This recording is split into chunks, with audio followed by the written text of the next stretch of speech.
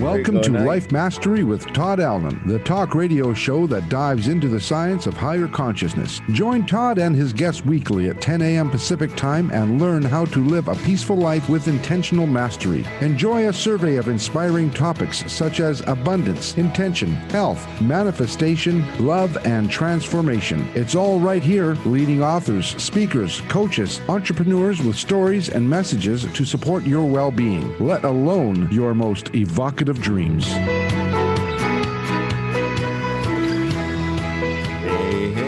it's another groovy day, and most of you already know that's because I make it that way. And it's Life Mastery Radio Day.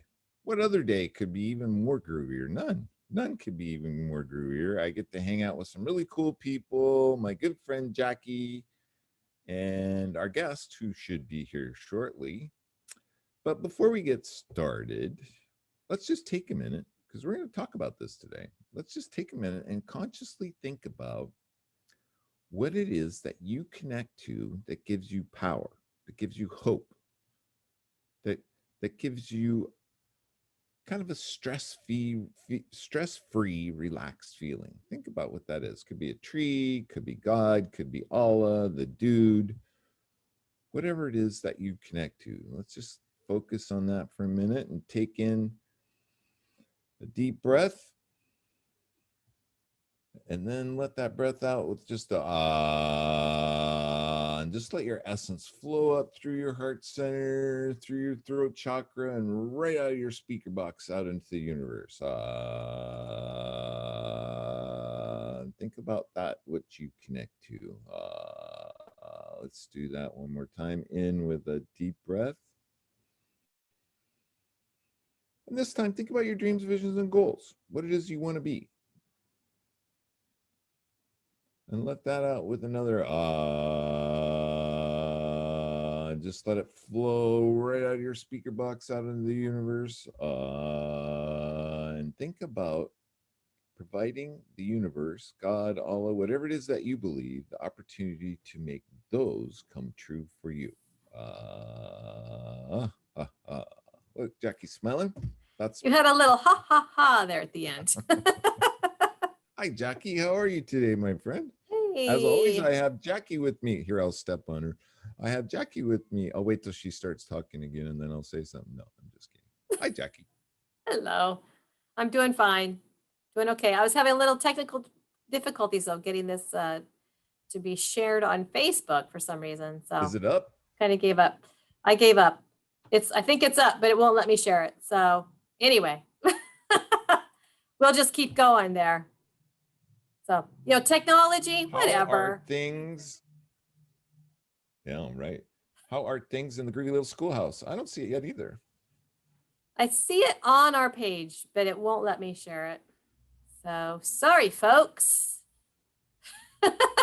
Not going to be able to share it with you today, even though I don't like being stingy. Yeah, I don't even see it. So we got to figure that out. So how are things in the groovy little schoolhouse? You know what? We're doing okay. We've got some new classes starting next week, and there's a little bit of interest that we're seeing in that. I've been doing lots of podcasts with a lot of parent groups and homeschool groups and that kind of thing. And I think it's slowly starting to come to fruition. So we'll see. Hoping that kids are going to be back in school soon so that the virtual classroom isn't going to be such a nuisance like it is right now. That's the big part of our problem is that a lot of these kids are in their online classes all day long. The last thing they want to do is get on another online class after school is over. So hopefully that'll change soon. And what are you hearing in inkling? It's a big deal now with parent choice and parents choosing what they want their kids to learn. So is that a benefit to an after school type learning program? I'm trying to think this through. Well, here's the thing. Your children, no matter what they're doing, need to have confidence in their ability to communicate, right? And I hear from a lot of parents that their children don't talk to them. I know that there's probably some fault in the parents there because we're all stuck on these smartphones. In fact, I see a lot of parents that are just on their phone while their kids are running around screaming. They're not necessarily present all the time.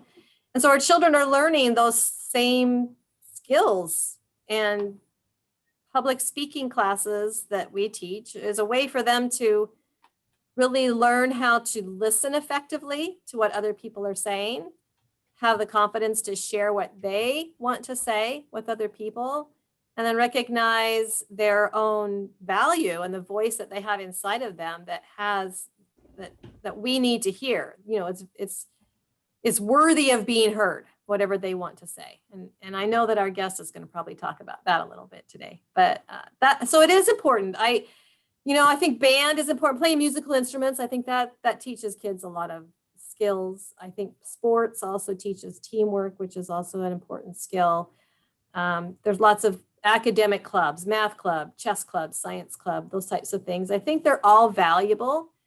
And yet, I think public speaking is a way that brings an added benefit to all of those other opportunities for kids, because if you feel confident in speaking your voice, then you can't go wrong. Yeah. And I think it's real important to teach youth that, for them to find their voice, like you said. And I totally commend you. I can't imagine, it is weird times, but I can't imagine parents not understanding the value and the return on investment of doing something like that. Well, like I said, I think they get it. They value it. But right now with their kids, for years now, we've learned that devices are not good for kids' brains. It actually acts like a drug and creates an addiction to these. So I understand when parents they want to limit the time that the kids are on screens. I get it. And so I completely understand where they're coming from when they're in virtual classrooms, and then to put them in another virtual classroom at the end of the day, it doesn't make sense. It's counterintuitive. And so I get it. But like you say, it is an important skill all the same. So that's why I'm saying, hopefully schools will be back in session and it won't be such a burden, a downside to be on another virtual classroom. We'll see. Check it out. You can go to the speakfeedlead.org website or Jackie Bailey Speaks. Jackie's also a coach. She coaches people with public speaking. So if you've got a presentation, especially these days, everybody's on Zoom giving a presentation, and learn how you can be effective with a clear, concise, and compelling presentation that will get results. Talk to Jackie. Thanks. Yep. Okay. I want to remind our listeners that today's show page is at www.lifemasteryradio.net or .com, whichever one you prefer. You can go there, and any links that we talk about on the show today, you will find right there. While you're there, sign up for the newsletter. Our newsletter goes out once a week. That's the only thing we use that email address for. Maybe we should stop saying that, because people think, oh, well, they're just tricking us. They want our email address. So just sign up for the newsletter. That's what you'll get, our newsletter. There you go. And while pretty you're straightforward. there, you can check out my book, 6 Keys to Life Mastery, Unlocking Life Skills for Successful Living. It's a really cool book. It's a really cool read. And I know you will just dig it. And after you dig it, you can go back to Amazon and give me some feedback. I would really appreciate it. Give Todd some love, feedback. Jackie has a book too. You can find her book on Amazon. She has it handy. Ta-da! There we go. Self-centered leadership. Self-centered leadership. Yep. Awesome. I like the love too. And you can give Jackie some love. Okay. Are you ready for the show? I think you have the introduction today. I do, because Treveal, our guest, Jackie. Yes, he's an acquaintance of mine. He worked on my youth summit last summer, and that's when I got to meet him, and it's been amazing to watch all the things he's doing in the world. So Treveal C.W. Lynch is a self-worth specialist, author of the book, What is Enough? And founder of I Am the Possible, a a self-development company built on the philosophy that, quote, I and my possibilities are one and the same. Everything I hope to be tomorrow, I already am today. With extreme passion and transparency, Treveal has been captivating audiences for over 19 years. Through his thought-provoking yet highly applicable messages, Treveal has become known as the voice they listen to. As a trusted communicator in both the business and faith-based community, Treveal continues to present motivative ideas that spark the imagination and inspire audiences to see themselves in ways they've never imagined possible. There's a part of his book that says, for those of you saying, I'm tired, I've done everything I know to do, and I don't know what else I can do, well, today's interview is for you because it's for those of you wondering if your efforts will ever be enough and looking at yourselves through eyes of emptiness. Perhaps you're exhausted from all the effort you're exerting and the hard work you're putting in day after day, only to feel that you're never enough. Me. So with that, I cannot wait to hear Treveal C.W. Lynch. Welcome, Treveal. Thank you. Thank you for having me. Thank you for that amazing introduction. Thank you so much. I am humbled, blessed, and just excited to be here with you guys. I like that CW. Wasn't there a singer called CW? CW McCall. Didn't he do? No, maybe it wasn't CW McCall. I don't know. It seems like he did the song from Smokey and the Bandit or something. Anyway, hi CW. I mean, hey, hi Todd. Well, maybe you have to tell us what the CW is. Yeah. What is CW? Oh, I'm glad you asked. CW is really near and dear to me. That is Christopher Westley. And the Christopher Westley comes from my father's side of the family. My father's last name is West, so Westley. And I always, whenever I'm being introduced, whenever I'm submitting a bio, I always say, don't dare put my name, don't leave out CW. And the reason for that is because for 22 years, my father and I were estranged. I didn't grow up with my father, didn't have my father in my life, but through the blessing and the grace of God at the age of 23, I was reunited and completely reconciled with my father. And to this day, we have a wonderful, growing, flourishing relationship. And that's just my way of just honoring my father. Despite all of the issues and problems in the first 20 plus years, God has brought that thing full circle, and I want him to be a part of everything that I do and everything that I create in this world. And so I always say, put that CW in there. Don't leave that out. So that's precious to me. Well, forgiveness is a huge part of growing and healing. And I think I heard it stated, holding a grudge or revenge, it's like picking up fire and trying to throw at the person, right? Hoping that it will burn them, but who gets burnt, right? That's right. It doesn't work out. Well, Treveal, as I said, you were on my youth summit. You were a presenter at our youth summit last August, and I was so enamored by your message and loved to hear what you were doing out there in the world, and you engaged so well with the youth on the summit. And now I get this opportunity to finally read your book, and I can't tell you, it feels like you wrote it just to me, because I am in that phase that you're talking about, where I just feel like I have to keep doing so that I can have that success that I've been looking for. But what you tell us in your book is that it's not about the doing, it's about the being who we already are, right? Bam. Yes. Yeah. Yes. So what do you have to say to people like me that, that are living these rules that we thought were the right rules to be living by? Yeah. I love the word, the concept, the idea of self-awareness. And what you're talking about is the essence of self-awareness, being aware that number one, we're in that place that we want to feel like we're enough, like we're doing enough, like we have enough, like we've achieved enough. And what I've learned is through self-awareness is that we as humans, we all have a common thread. And the common thread that ties us all together is that we all desire a sense of significance. We all desire a thorough, accurate, acute appreciation and acceptance of ourselves.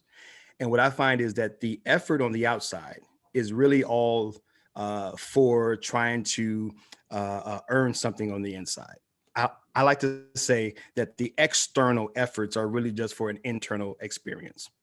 So in all of our doing, in all of our hustle, our bustle, our grind, as we say nowadays, all of that is not so much for the tangible, is really for an internal experience.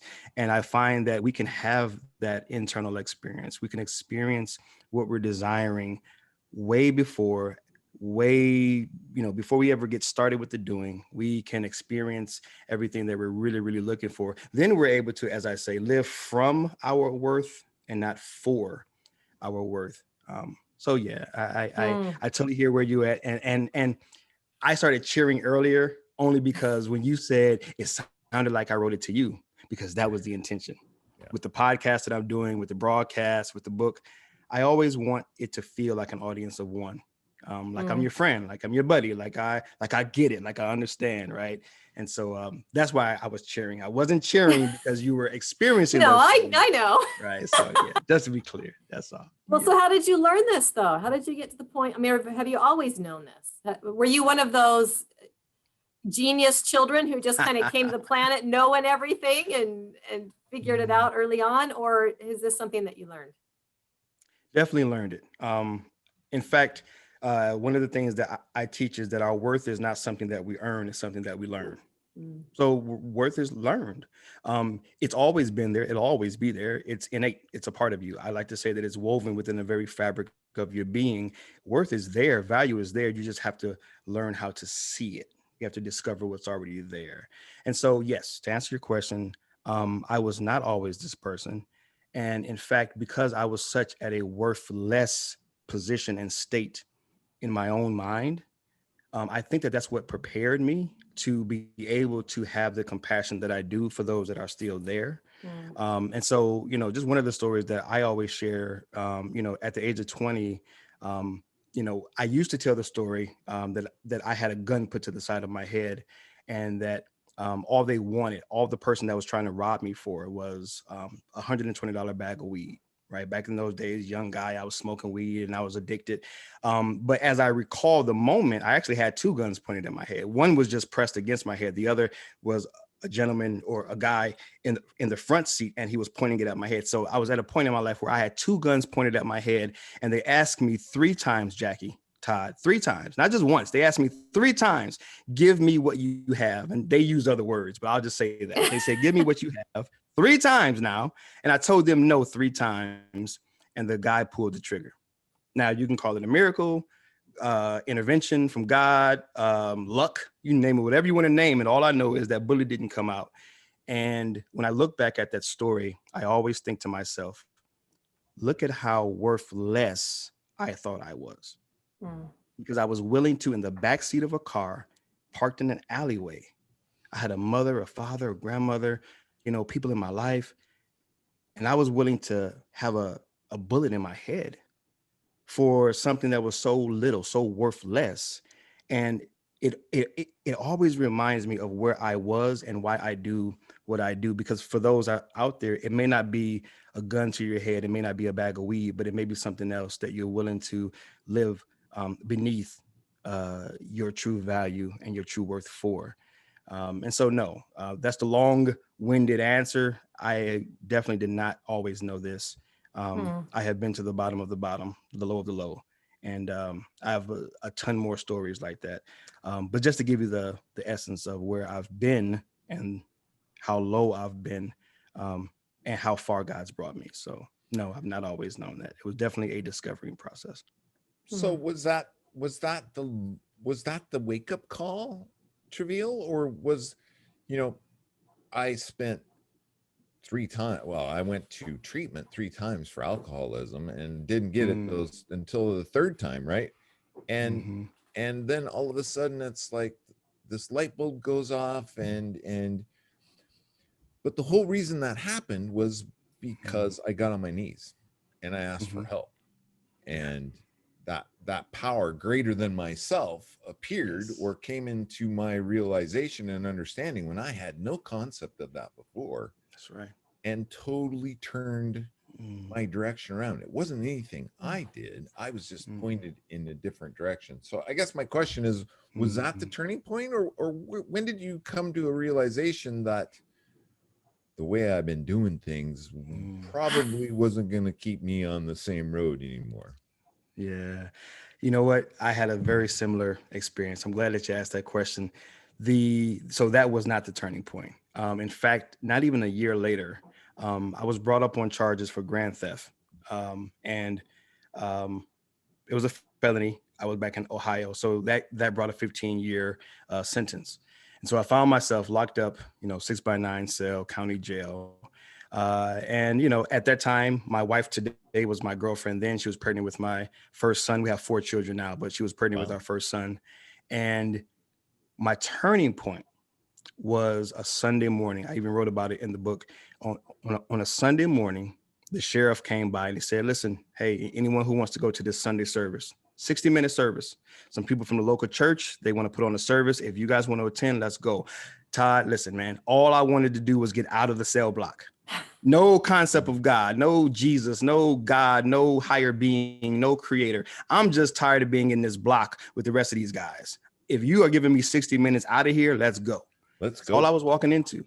And don't you know it, man? They told me a story about this man named Jesus. And I always tell people, I'm not trying to judge your religion. I'm not trying to win you over. I'm not trying to save you. I'm just telling my truth and my story. But they told me a story about this man named Jesus.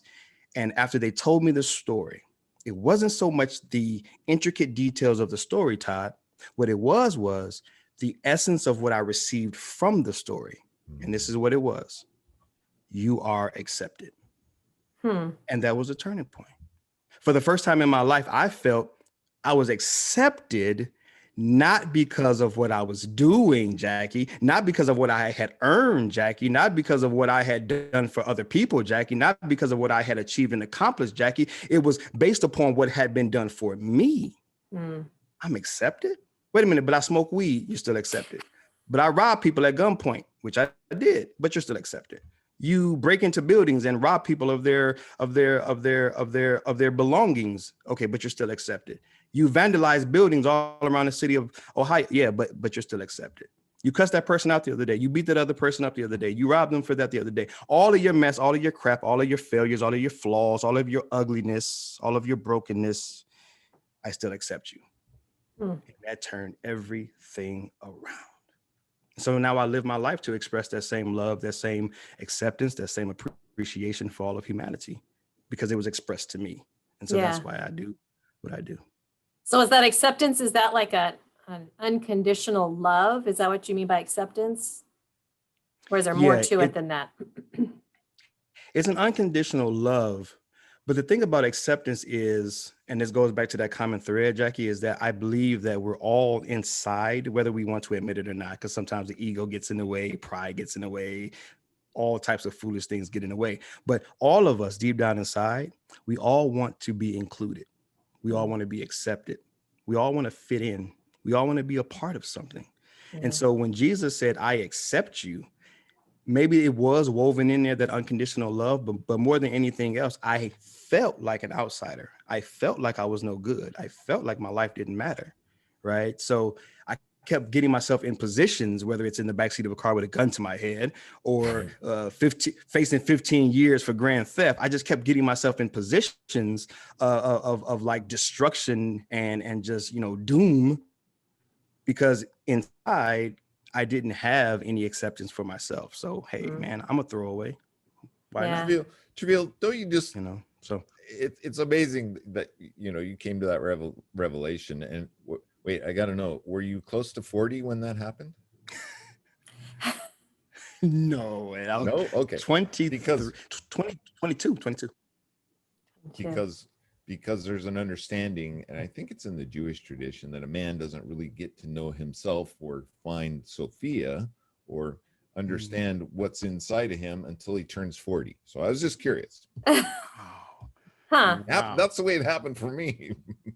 Wow. Wow. Well, so Yeah. Treveal, you learn this, you have this epiphany, Wow. but you're still in prison. You're still in this place where you're Yeah. not being taught that you're accepted. You're not being taught Yeah. that you're loved. You're probably being taught quite the opposite based on the atmosphere you're living in. So how much longer are you in prison after that? And what do you do to kind of maintain that new mindset that you gained? Yeah. Well, the great part about that was, and let me just clarify. So at that point, I was just booked on the charges. So I was in the county jail. Oh, okay.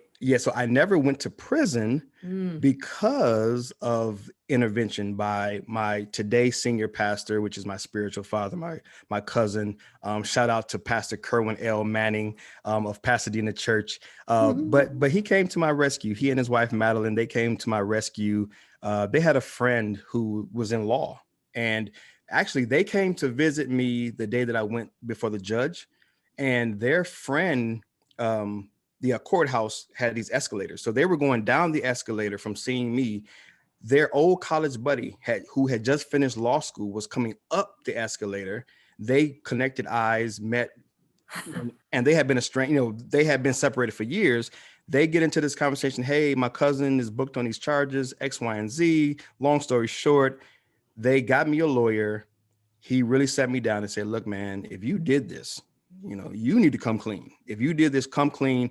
And I say a miracle of God, because I robbed an affluent a gentleman who was the owner of this bistro, and he was not, as we said, not a nice customer. He was not forgiving. He was pretty vicious. But they spoke to him, and he said, listen, if Treveal pays me back that money, if he gives me back that money, I will drop all charges and his record will be expunged. Wow. And the judge let me out that next week on this agreement. I forgot where I was working, but I found like a quick, just a basic job, maybe at like McDonald's or something like that. I don't recall what it was, but I found me some employment real quick. And every paycheck, I took a portion of that paycheck and I paid that man back all the money that I had stolen from him, and they expunged my record. And so I never had to be sentenced, and I never had to actually go to prison. But that again was me watching his heart and me watching him forgive me of my fault, him knowing I was caught red-handed, them having evidence on me. And I knew who this guy, I knew his character. He was a rough dude. Unforgiving. And so, how you work at a restaurant and the back of the kitchen conversations, like you really get to know who you're working with. He was not the guy that would have forgiven me. And so even when I watched and witnessed that, I said, God is real, because this guy doesn't forgive people. There's your son. And so I said, wow, look at what's happening. Look at what's happening. So yeah, that was the beginning of it. I want to take a minute. Wow. I just want to take a minute and let you know that you are listening to Life Mastery Radio with Todd and Jackie. That's Jackie. Da, da, da. And our guest today is Treveal C.W. Lynch, and he wrote this amazing book that says you are enough. No, wait. What is enough? Is enough. Yes. There you go. What That's is the enough? question You we're can asking. find it on Amazon, and he would be more than happy if you communicated with him. You can go to his website at iamthepossible.com, and I bet if you communicated with him, you could even get a signed copy. Oh, yes, absolutely. Yep, you got that right. Talk to the guy, right? We were just talking about that. So Treveal, you came to this revelation. Miracles do happen. There's intervention, and this was your sign that, hey, here's your chance. But did you have an understanding then that take this message to the world, or did that develop over time? Yeah, that definitely developed over time. After that occurrence, I began to serve in the local church. for about a year and a half before moving out here to Southern California to help and to really really assist and really help. Again, my senior pastor of today, who was my youth pastor then, he had the opportunity to take over the leadership of the local church here in Pasadena. And so once kind of, beginning to serve in the ministry and kind of getting some of those experiences under my belt, when we moved out here to Southern California, and I actually dedicate this book to Pastor Eric Brown. I'll never forget him. He was really the catalyst and the instrument that God used. They had a group of men asked me to share a message on Jesus. It was like a 15-minute message. This was my first time ever teaching, ever sharing. And so I didn't really think much of it, right? I just found the scripture, read up. Okay, yeah, I really like that story about Jesus. I just shared it. And after me sharing like a 15-minute message, Pastor Eric walked up to me, and I will never forget it. I was putting my computer in my bag, getting myself ready to go home. He put an arm over my shoulder. He got my attention. He locked eyes with me, and he said 5 words that will forever change my life. That's why I love to say to people, listen, 5 words can change your life. He said, Treveal, you are a teacher. That's all he said. Treveal, you are a teacher. And that lit a fire in me that, Todd, I cannot tell you, I can't even explain it. It's just one of those things that where something just resonates. It just makes sense when it doesn't make sense. Because I had never taken a spiritual gifts test. I had never been to college. I didn't go to seminary. In fact, I dropped out of college twice, right? So I didn't have a formal education. What is this? I'm a teacher stuff. But it made sense. And I just began to take tests and evaluations and assessments. I learned what that meant from a biblical perspective. I learned what it meant from a social perspective. And that's what set me on this journey of loving and just having this passion to teach and to educate individuals and to communicate, a love for communication. So that was the spark. That was the catalyst. Well, when did you get attached to the word what? Yes. What? What? Right. Yeah. That was, so the whole what Mr. What, that's something that I didn't come up with myself.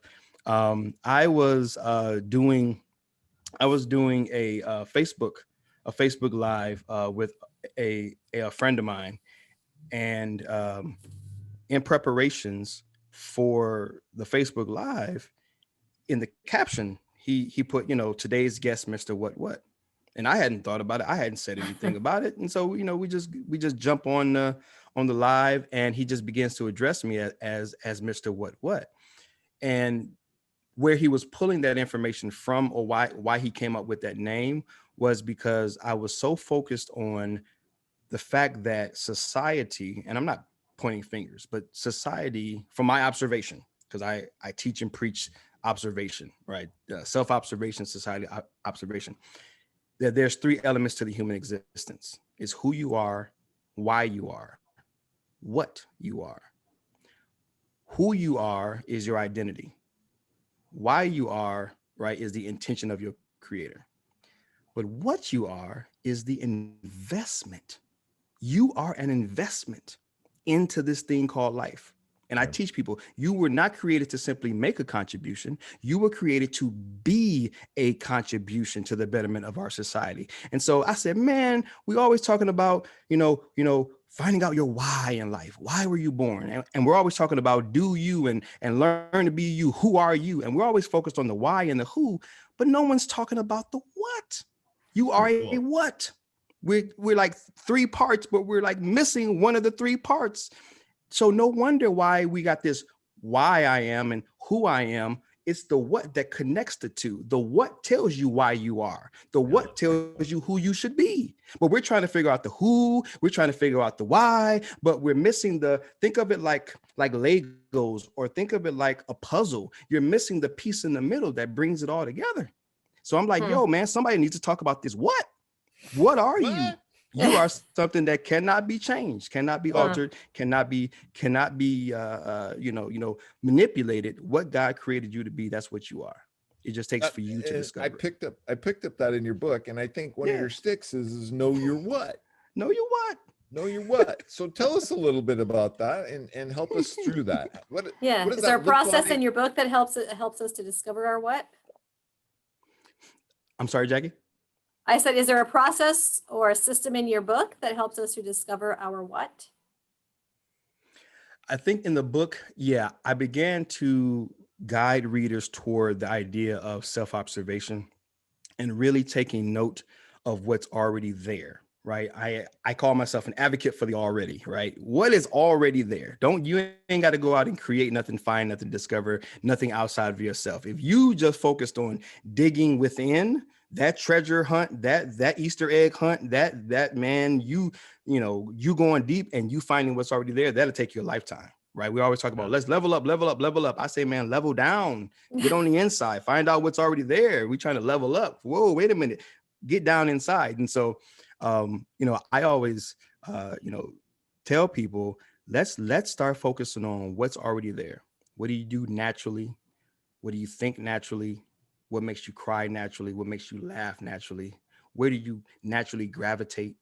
Right? What social issues in the world naturally pull your heartstrings, right? What do you do naturally that people say, oh my goodness, you do that so well? Like Eric, I didn't know I was a teacher, but he saw something in me that was already there. It was already there. I didn't see it. Eric saw it. So it's always about discovering what's already there. When you begin to focus and you begin to observe what's already there, I call them little breadcrumbs, right? They're the little clues that lead you along the path of self-discovery. The greatest form of self-development is self-discovery, right? And so the what will be observed and pulled out the more we take time to self-observe. Through observation, we become aware. Through awareness, then that's when things begin to kind of flow. And obviously there's some more steps to it, but those are the two initial things, just slowing down, observing, and then becoming aware of what you already possess. And those are the breadcrumbs. Those are the clues to what you are. Well, you talk a little bit or a lot of bit in your book about feeling deflated. I love that. Right? About being deflated. So I'm going to use a prop here and I want you to tell the audience what it means to be deflated and how do we do that to ourselves? Oh my. All right. So as Jackie blows that up, that is the picture, right?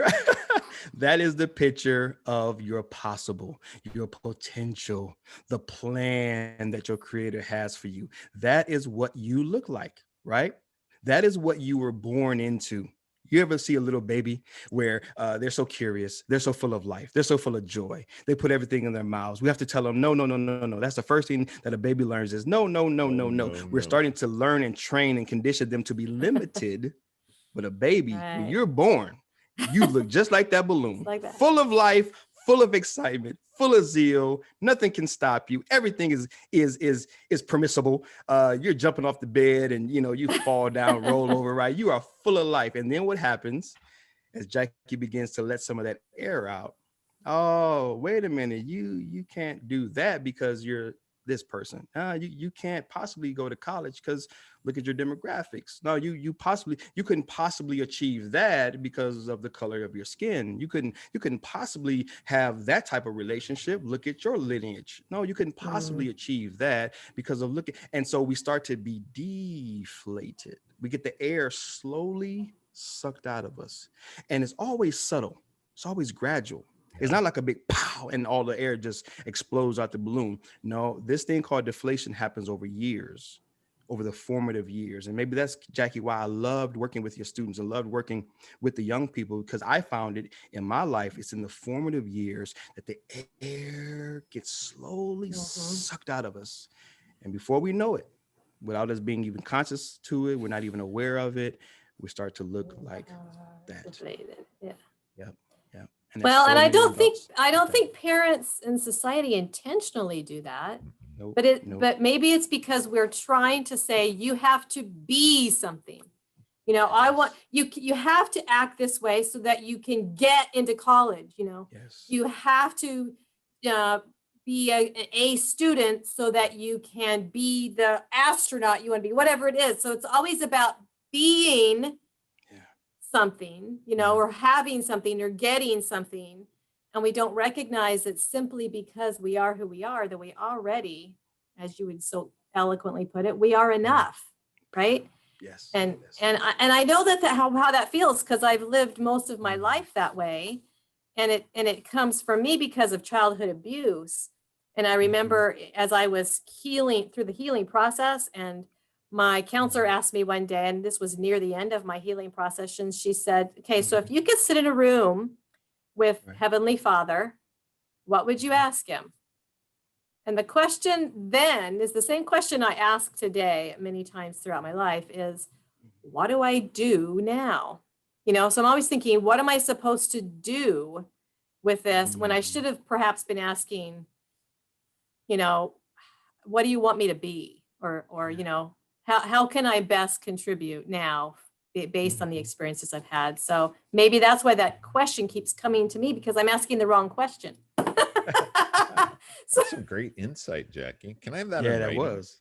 That's extremely great insight. Yes, I love their processing. Yep. Yeah. And so I think in your book, you share a story about a woman that was in the sauna with you. Right. And this is kind of when you lead into the idea that she seemed to have it all, I guess, but yet she was still second guessing herself. Do you want to talk about that a little bit? That might connect with some of our listeners. Oh, absolutely. Yeah, she was a woman. So I love fitness. I love going to the gym. I call the gym my second sanctuary. And I'm in the gym, and I just got done working out, and I'm headed to the sauna.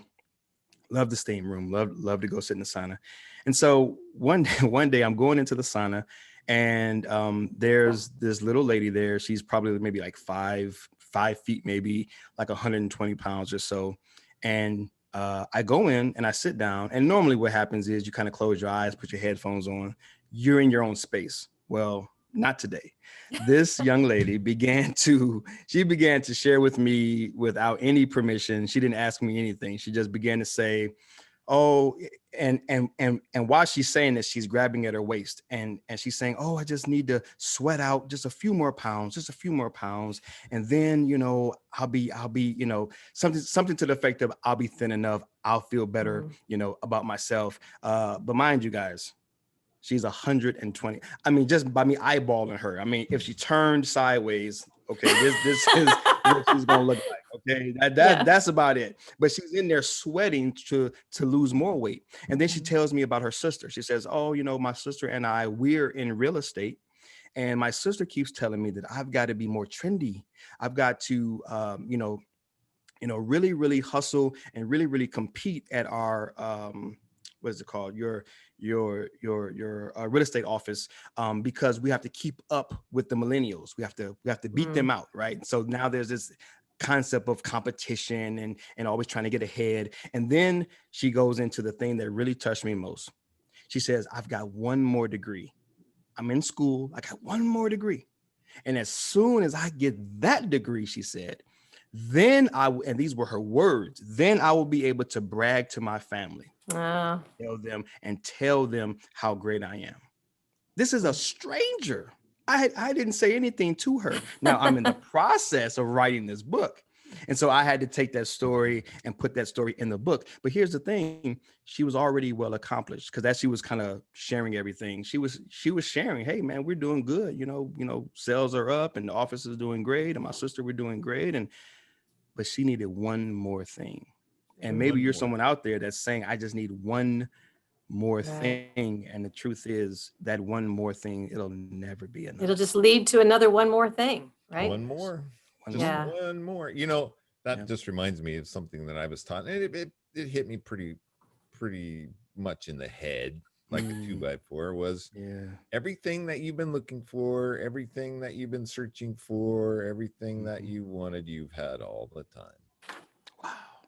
That's it. Right? It's just, we came into this world, and like you talked, the whole deflation story really takes a lot of it. I can remember my middle daughter, and she was pretty amazing. But as she was growing up, I would always tell her, my name is Chloe. That's her name, Chloe. And I can do anything. And you know, that kid has pretty much done anything. And it just goes to show you how programmable, like you were talking about, we are as kids. There you go. Yeah. There you go. That's right. Wow. Oh my goodness, my friends, we just have about 4 minutes left. Treveal, thank you so much for showing up as you today. Is there one last parting shot? Entice us to read your book or get your book and read it. Yeah. This is a question. The title of this book, it is a question, but it's also an answer.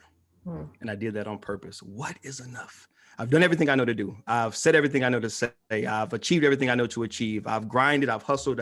I've done everything in the world that they said to do. I've taken all the programs. I've gone to school. I've checked all the boxes. I've dotted all my I's. I've crossed all my T's.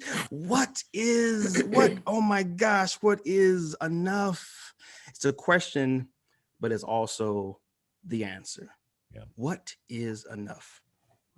What is enough? If you want to know more about that, then I encourage you to pick up this book, because like Todd said, the thing that you're looking for, you already have. You just need to learn how to see it. Wow. And the instructions are in his book. Yes. Well, and they can probably find more inspiring words from you from your podcast, right? Yeah. Yes. Absolutely. iamthepossiblepodcast.com, or you can go to iamthepossible.com and find it from there as well, right? Yes, absolutely. So, yeah. So as you can tell, audience, Treveal is a very inspiring person. He's got so much wisdom that's going to help you to recognize your value. So it would benefit you to continue to listen to him even beyond this interview. Jackie, we have about 2 minutes left. Quick takeaway. I know you're a prolific writer. You create all this content for the blog. What did you get out of our visit with Treveal today?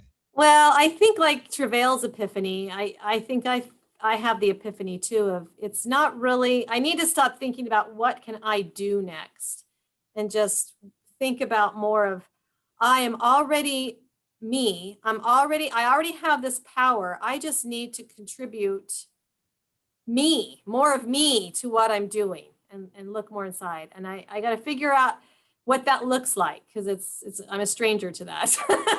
but you know what I'm going to say, right? No. Your knower already knows. My knower already knows. Bam. Yeah. So I appreciate your message very much, Treveal. Thanks again, Treveal, for showing up as you today with a great message. I think the world in its state as it is today needs a good message like that, because I think there are a lot of people lost, and I think COVID hasn't added to it. But like I always say, we don't get to know how we don't want to be until we get there. Right? Wow. That's about all we have time for today. I hope you enjoyed the show. Lastly, I would just really appreciate it if you would make it a great day, because it's all about choice. And you can choose to check out Treveal's book as well. Bye-bye for now. Bye, everybody.